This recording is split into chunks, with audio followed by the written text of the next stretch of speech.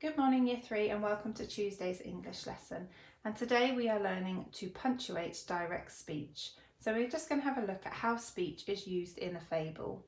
So I have got a snippet from the fable The Lion and the Mouse, and what I've done is I have just highlighted the speech used, and I just want you to have a quick look at it and just have a read and see if you can notice what rules they've used when they've put the speech in the fable.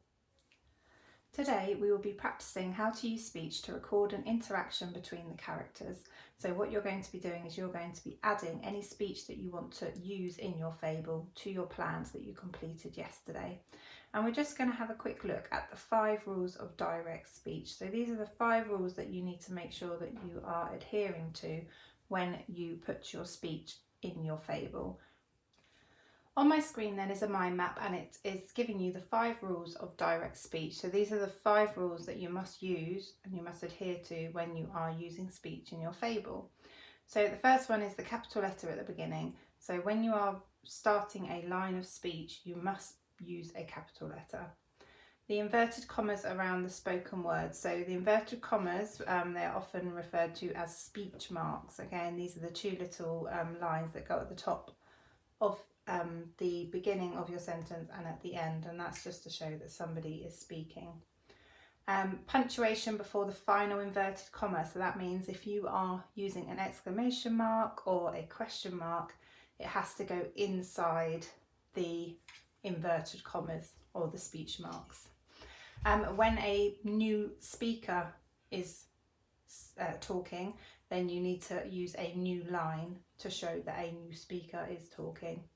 And finally, the reporting clause after the final inverted comma. So that would be something like she said, he shouted, she whispered. Okay, so that is what it means by the reporting clause. It's what goes after the bit of speech to say that they have spoken. So on my screen, I've just got some speech that I've put on there for you, and I'm going to highlight the direct rules of speech so that you can see what I mean. So we'll start off with the reporting clause after the final inverted comma. So if I just go onto my highlight tool, okay, and I've underlined it as well here for you, but you can see there, so shouted is a reporting clause, stated is a reporting clause, okay. And then let's have a look at the inverted commas. So the inverted commas you've got here, which are basically, they're often referred to as speech marks. So I've just highlighted them there for you. You've got some down here. Now let's have a look at the capital letter at the beginning. So you can see here I've got capital letter there, I've got capital letter there, and a capital letter there. Let's change the colour again. So new line for speaker. So you can see the grasshopper speaking here, and then the tortoise talks, and then the hare talks back. So you can see that it's a new line. So I'm just going to put a new line there. And then finally the punctuation inside the inverted commas. So here you've got an exclamation mark inside the inverted commas. You've got a comma inside the inverted commas and another exclamation mark. So hopefully that just shows you what I mean by these rules of direct speech, so you know how to use it properly in your fable. So what I'd like you to do today then is I'd like you to take your completed plans that you did yesterday, and I would like you to add some speech to it where you think that it's needed. So I've got on my screen here my completed plan that we did yesterday, and I'm just going to have a look at my beginning, my problem and my solution boxes. So I'm looking at my beginning, and I don't think I really need to put any speech in that beginning part. I think that it wouldn't really add anything to the story, so I'm not going to put any speech in my beginning part of my fable. I do, however, need to add some speech to my problem part, because my problem part is when the cat tells the dog that it's going to be heavy snow and they should dig up their bone and their fish, but the dog doesn't want to do this. So I'm just going to make a note on my plan that I'm going to include some kind of speech.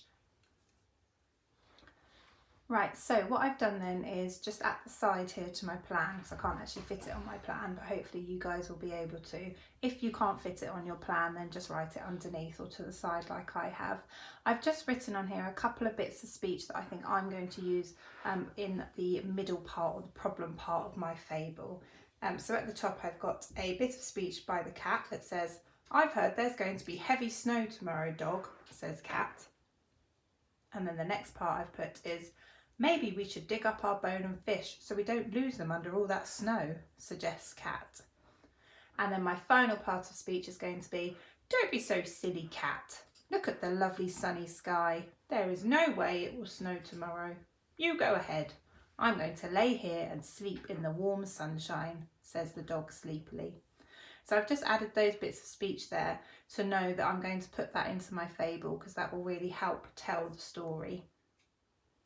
So what I'd like you to do now then is to go back to your plan that you completed yesterday and go and add some speech onto it, that, or beside it or underneath it, that shows where you are going to use speech when you are writing your fable. I look forward to seeing them.